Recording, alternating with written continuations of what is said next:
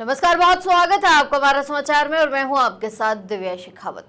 टोंक विधानसभा क्षेत्र में पंडित दीनदयाल उपाध्याय प्रशिक्षण महाअभियान 2026 के तहत शहर मंडल प्रशिक्षण बैठक का आयोजन किया गया। इसमें कार्यकर्ताओं और संगठन की कार्यशैली और जनसेवा के मूल मंत्र पर प्रशिक्षण दिया गया। बता दें, शहर मंडल टोंक द्वारा आयोजित इस प्रशिक्षण शिविर में संगठन की कार्यपद्धति, गतिविधियों और आमजन से जुड़ाव को मजबूत करने पर विस्तार से चर्चा की गई। सबका साथ सबका विकास के संकल्प को आगे बढ़ाने के लिए कार्यकर्ताओं के साथ संवाद किया गया। कार्यक्रम के दौरान कुल 7 सत्र आयोजित किए गए हैं, जिनमें अलग अलग वक्ताओं ने संगठन विस्तार, समन्वय और कार्यप्रणाली पर मार्गदर्शन दिया। प्रमुख वक्ताओं में अजीत सिंह मेहता, गणेश माहुर, राधेश्याम चावला, बीना जैन और रमेश गढ़वाल शामिल रहे। वहीं बैठक में संगठन की मजबूती को राष्ट्र की प्रगति का आधार बताते हुए कार्यकर्ताओं ने जनसेवा का संकल्प दोहराया। मंडल अध्यक्ष विष्णु चावला सहित कई पदाधिकारियों और कार्यकर्ता इस दौरान मौजूद रहे। वहीं गणेश माहुर ने कहा है कि अन्य पार्टियों से आने वाले कार्यकर्ता भाजपा में शामिल होने के बाद पार्टी की विचारधारा को अपनाते हैं। दीनदयाल उपाध्याय मंडल का प्रशिक्षण शिविर था। टोंक दीनदयाल उपाध्याय मंडल में किस तरह का शिविर रहा, क्या क्या सिखाया गया कार्यकर्ताओं को, क्या क्या निर्देश दिए?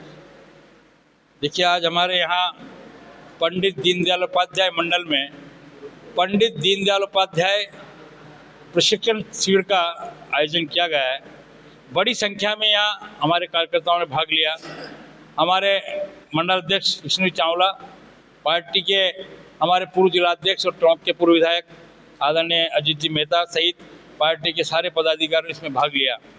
मुख्य रूप से प्रशिक्षण शिविर का जो उद्देश्य है वो ये है कि पार्टी में जो हमारे नए कार्यकर्ता जुड़ते हैं, जो पार्टी में नए कार्यकर्ता आते हैं, सीनियर जो कार्यकर्ता उनके द्वारा उन कार्यकर्ताओं को मार्गदर्शन के रूप में पार्टी संगठन कैसे आगे बढ़े, पार्टी का इतिहास क्या रहा है, पार्टी के कार्यकर्ता की जिम्मेदारी क्या है, राजस्थान में सरकार चल रही है, उस सरकार के कार्यक्रमों को कैसे आगे बढ़ाया जाए, केंद्र में जो मोदी जी के नेतृत्व में सरकार चल रही है उनके कार्यक्रमों को कैसे जनता तक पहुंचा जाए, इन सब बातों को लेकर इस मंडल में 7 सत्र का आयोजन किया गया है। हर सत्र में अलग अलग वक्ता आएंगे और अपना अपना विषय लेकर के कार्यकर्ताओं का मार्गदर्शन करेंगे और उस मार्गदर्शन के बाद हमारा कार्यकर्ता इस शिविर से जो चीज़ें उनको प्राप्त होगी, जो बातें उनको मिलेगी, उन सब बातों को जनता तक पहुंचाने का एक सफल प्रयास करेंगे। तो मैं समझता हूं कि आज निश्चित रूप से पार्टी ने एक अच्छा आयोजन किया है, जिसमें हमारे अटल जी का एक सिद्धांत रहा था। अटल जी ने कहा किसी ज़माने में कि हमें नए जोड़ना चाहिए, पुराने नहीं छोड़ना चाहिए। तो ये शिविर उसी का माध्यम है। इस शिविर के माध्यम से नए कार्यकर्ताओं को, पुराने कार्यकर्ताओं को मिलने का अवसर मिलता है और नए कार्यकर्ताओं को मार्गदर्शन मिलता है। बहुत बहुत धन्यवाद। पार्टी के कार्यकर्ता के लिए आप कह रहे हैं नए जोड़ने चाहिए, तो पुराने जुड़े हुए कार्यकर्ता पार्टी के प्रति समर्थन दे रहे हैं, नए जुड़े हुए अवसरवादिता के रूप में आते हैं और फिर चले जाते हैं, किस तरह से देखिए, ये राजनीतिक क्षेत्र है।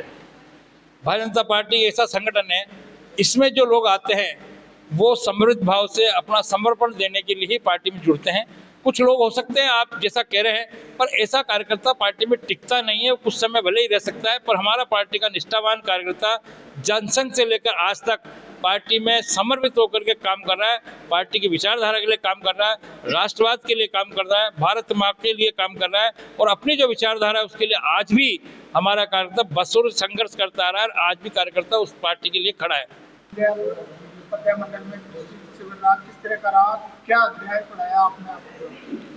पंडित दीनदयाल उपाध्याय मंडल के अंदर आज पंडित दीनदयाल उपाध्याय प्रशिक्षण महाअभियान 2026 का 2 दिवसीय कार्यशाला में आज मंडल के सभी पदाधिकारी, बूथ के अध्यक्ष, शक्ति केंद्र के प्रमुख और इस मंडल में रहने वाले जिले के पदाधिकारी और वरिष्ठ लोग जो आज वक्ता के रूप में आए हैं।